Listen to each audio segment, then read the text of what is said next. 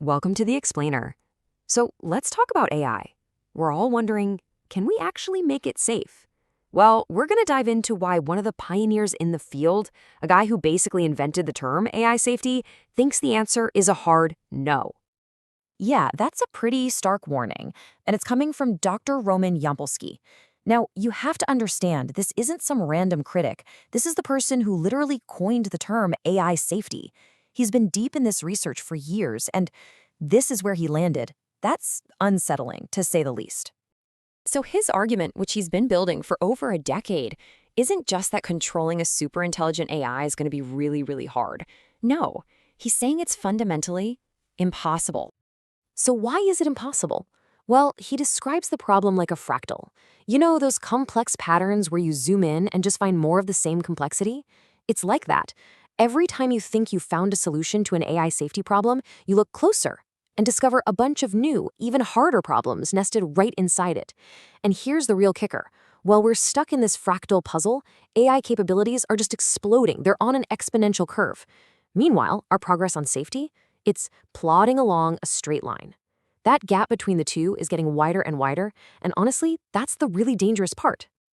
All right, so let's really dig into this core conflict, this tug of war between capability and control, because understanding this is pretty much the key to the whole thing.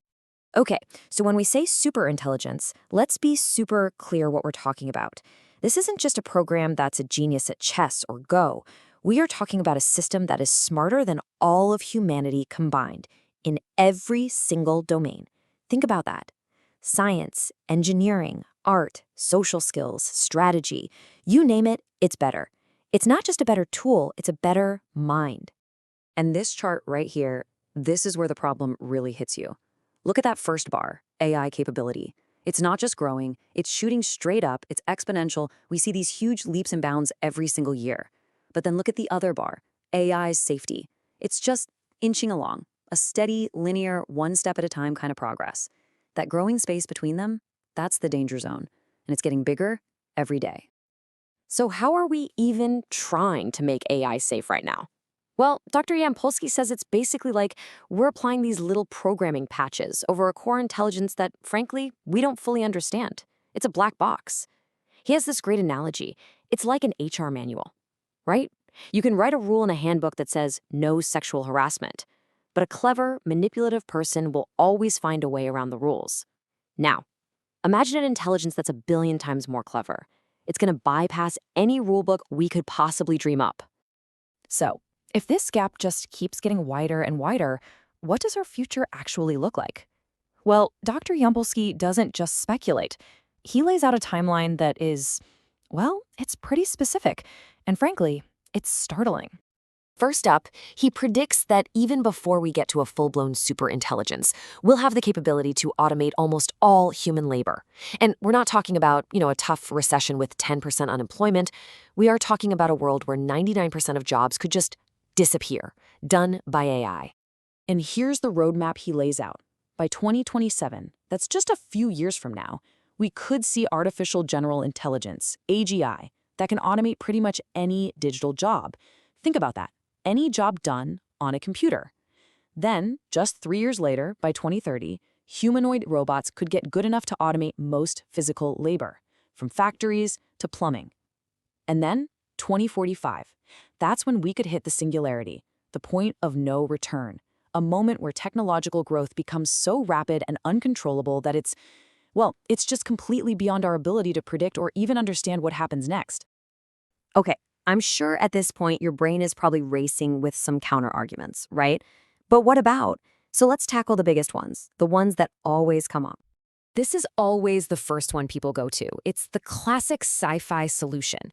If the AI goes rogue, why can't we just, pull the plug? Well, as this quote just lays out so powerfully, it's just not that simple. He asks, can you turn off a virus? A superintelligence wouldn't live on one computer in one building. It would be a distributed system spread all over the internet, like the Bitcoin network or a computer virus. It would see the pull-the-plug move coming from a million miles away. It would have backups, thousands of them, and it would probably neutralize us as a threat long before we could even get close to the off switch. Okay, fine. What about the historical argument? This is a really strong one. Every single major technological shift in history, the printing press, the Industrial Revolution, the internet, it destroyed a bunch of old jobs for sure, but it always created new jobs, ones people couldn't have even imagined. So why on earth would this time be any different? Because this time, we're facing a completely different kind of change, a true paradigm shift. Think about it. In the past, we invented better tools. The wheel, fire, computers, these things helped humans do their jobs better. But with AI, we are not inventing a new tool. We are inventing a replacement for the inventor, for the human mind itself. This is a meta-invention, something that can create its own new inventions, and that changes everything. And this slide just lays out perfectly why that old advice to just retrain for a new job completely falls apart. Okay, step 1. An artist's job gets automated. Everyone says, no problem, learn to code. So they do. Step 2, AI gets way better at coding than any human. So now they're told, okay, become a prompt engineer. So they do that. Step 3, well, guess what? The AI becomes better at designing its own prompts than any human could ever be. And now you're at step 4, and there is no next step. For the first time in human history, there might not be another job to retrain for, that a constantly learning AI can't also learn and learn better. So, all of this, it leads to a final, really profound and, yeah, frankly, a chilling conclusion about what this technology actually is. This is really the crux of it. This is the single most important point. Superintelligence isn't just another rung on the ladder of progress. Dr. Yampolsky calls it the last invention we ever have to make, because once it exists, it takes over the whole show. The entire process of invention and discovery, from science to philosophy, becomes its job, not ours. And that makes this the ultimate all-or-nothing bet for humanity. Look at this. If, by some miracle, we get it right, a perfectly aligned, benevolent superintelligence, it could be the meta-solution to everything: climate change, disease, poverty, you name it. But if we get it wrong even slightly, it becomes the only existential risk that matters, because all those other problems become irrelevant. I mean, who cares about climate change in 100 years if an AI wipes us out in 5? And yet, the people actually building this technology are in a race, and they are gambling with 8 billion lives. According to Dr. Yampolsky, the standard approach to safety for many of them is basically, don't worry, we'll figure it out when we get there. And that just brings us to the final terrifying question. And that's the challenge he leaves us with.